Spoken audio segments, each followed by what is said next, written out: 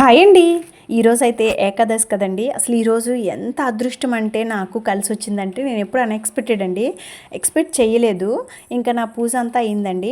నేను కార్తీక మాసం వచ్చిందంటే దీపం ఎక్కువగా పెట్టకపోవచ్చేమో కానీ ఇలాంటి సందర్భాల్లో పెడతాను తప్ప రోజు ఒక్కొక్కసారి పెట్టకపోవచ్చండి. బట్ మెడిటేషన్ అయితే చేస్తానండి. మార్నింగ్ 4 o'clock లేచి మెడిటేషన్ అయితే 1 hour చేస్తాను. నాకు ఈరోజు మార్నింగ్ మెడిటేషన్ చేసేటప్పుడు అనిపించిందండి, ఈరోజు ఎవరికైనా సరే భిక్ష పెడితే బాగుండు, ఎవరైనా వస్తే బాగుండు చెప్ప పెట్టకుండా అని అనిపించిందండి.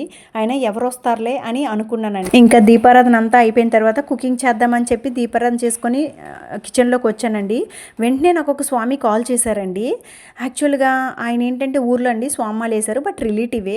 బట్ ఆయన ఇక్కడికి వచ్చి భిక్షకు వస్తాను మాత మీ ఇంటికి అని ఫోన్ చేయడం నేను చాలా షాక్ అయ్యాను. మెడిటేషన్కి నిజంగా అంత పవర్ ఉంటుందా అండి? మీరు ఎప్పుడైనా మెడిటేషన్ చేస్తుంటే ఇలాంటి అనుభవం ఏదైనా ఉంటే కామెంట్ చేయండి. లేదంటే ఈ కార్తీక మాసంలో ఒకసారి ట్రై చేయండి.